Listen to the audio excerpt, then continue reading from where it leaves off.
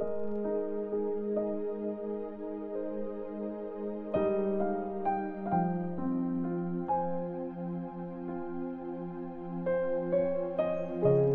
chapter 7. Pinagaling ni Jesus ang alipin ng Roman officer. Pagkatapos sabihin ni Jesus ang mga bagay na ito sa mga tao, pumunta siya sa Capernaum. May Roman officer doon na may tauhan na sobrang mahal niya. May sakit ang tauhang ito at halos mamatay na. Nang mabalitaan ng officer ang tungkol kay Jesus, nagpadala siya ng mga Jewish leaders para mag-request na puntahan ni Jesus at pagalingin ang tauhan niya. Paglapit ng mga leader kay Jesus, nakiusap sila. Deserve ng taong ito na tulungan mo siya. Mahal niya ang mga kababayan natin at nagpatayo pa nga siya ng synagogue para sa atin. So, sumama si Jesus sa kanila. Pero nung malapit na siya sa bahay, nagpadala ang officer ng mga kaibigan para sabihin sa kanya, "Sir, huwag niyo na pong abalahin ang sarili niyo. Hindi po deserve na pumunta pa kayo sa bahay ko. Hindi po ako karapat-dapat na humarap sa inyo. Pero sabihin niyo lang po at gagaling ang tauhan ko. Under din po ako ng mga officer na superior sa akin at may mga sundalo din po ako. Pag inutusan ko ang isa, pumunta ka doon. Pumupunta siya.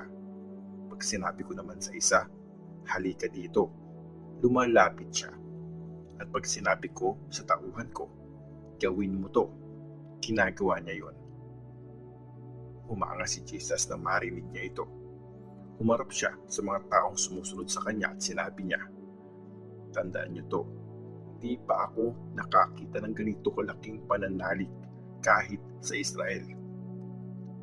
Bumalik ang mga messengers sa bahay ng officer at nakita nilang magaling na ang alipin. Binuhay ni Jesus ang anak ng biyuda. After nito, pumunta si Jesus sa bayan ng Nain. Sinamahan siya ng mga disciples at ng maraming tao. Habang papalapit siya sa gate ng bayan, nakita niyang may ililibing. Buhat-buhat ng mga tao ang bangkay ng isang lalaki. Nag-iisang anak siya ng isang biyuda. Kasama nila ang maraming tao galing sa bayan. Nang makita ng Panginoon ang biyuda, sobrang naawa siya. Kaya sinabi niya dito, "Huwag kang umiyak." Tapos lumapit si Jesus at hinawakan ng kabaong at tumigil ang mga taong nagbubuhat. Sinabi ni Jesus, "Binata, sinasabi ko sa iyo, tumayo ka." Umupo ang lalaki at nagsalita at binigay siya ni Jesus sa nanay niya. Napuno ng takot ang lahat at nagpuri sa Diyos. Dumating sa atin ngayon ang isang dakilang prophet at sinabi nila, dumating ang Diyos para iligtas ang bayan niya. Kumalat si Judea at sa mga katabing bayan ang balitang ito tungkol kay Jesus.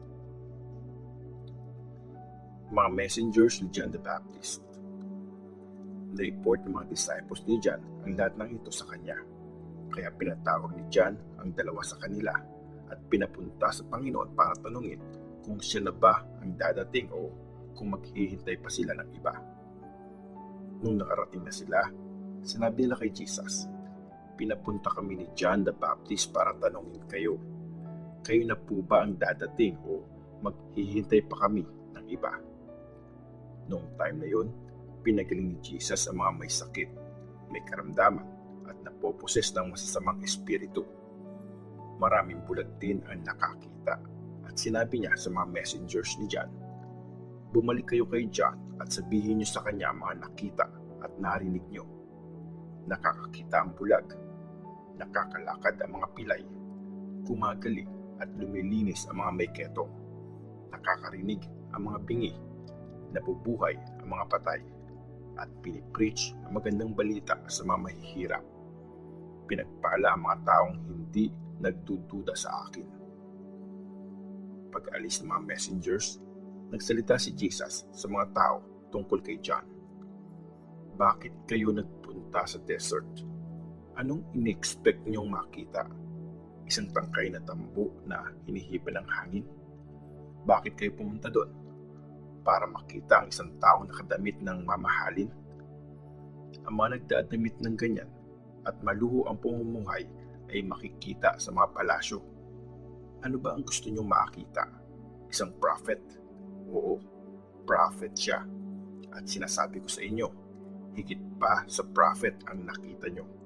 Dahil si John ang tinutukoy sa scripture. Ipapadala ko ang messenger ko na mauuna sa iyo. Ihahanda niya ang dadaanan mo. Sinasabi ko sa inyo, wala pang pinanganak na mas dakila pa kay John, pero ang pinakamababa sa kaharian ng Diyos ay mas dakila pa kesa sa kanya. Nang marinig ito ng lahat ng tao, pati ng mga tax collectors, sinunod nila ang matuwid na kalooban ng Diyos. Sila yung mga pinabaptize ni John, pero nireject ng mga Pharisees at teachers ng law ang purpose ng Diyos para sa kanila at ayaw nila magpabaptize kay John. Sinabi pa ni Jesus, saan ko ikukumpara ang mga tao sa panahon ngayon? Anong katulad nila? Katulad sila ng mga batang nakaupo sa palengke at sumisigaw sa mga kasama nila. Tinutugtugan namin kayo ng fruit, pero hindi kayo sumayaw. Kumanta kami ng panglamay, pero hindi kayo umiyak. Nung dumating si John the Baptist, nagpo-fasting siya at hindi uminom ng alak. Sinabi niyo, sinasaniban siya ng demonyo. Nang dumating naman ang Son of Man, kumain siya at uminom. Tapos sabi niyo, tingnan niyo ang taong ito, matakaw at lasenggo, kaibigan ng mga tax collectors at mga makasalanan. Pero nakikitang tama ang wisdom ng Diyos sa mga taong tumatanggap nito. Si Jesus sa bahay ng Pharisee na si Simon. In-invite si Jesus na maghapunan sa bahay ng isang Pharisee. Kaya pumunta siya sa bahay at pumuesto sa mesa para kumain. Sa bayan na yon, may isang babaeng makasalanan. Nung nalaman niya na nandun si Jesus sa bahay ng Pharisee, nagdala siya ng isang alabaster jar na puno ng pabango. Lumapit ang babae sa likod ni Jesus. Sa may paanan niya, umiiyak ang babae at pinabasa ng mga luha niya ang mga paa ni Jesus. Tapos, pinunasan niya ito ng buhok niya. Hinalikan at saka binuhusan niya ng pabango ang mga ito. Nang makita to ng mga Pharisee na nag-invite kay Jesus, naisip niya, kung prophet ang taong ito, dapat alam niyang makasalanan ang babaeng humahawak sa paa niya. Sinabi ni Jesus sa kanya, Simon, may isasabihin ako sa iyo. Sumagot naman siya, sige po, teacher. May dalawang tao umutang ng pera. Yung isa, umutang ng 500 silver coins. 50 naman ang inutang ng isa. Parehas silang hindi makabayad, kaya kinancel na lang nung nagpautang ang mga dapat nilang bayaran.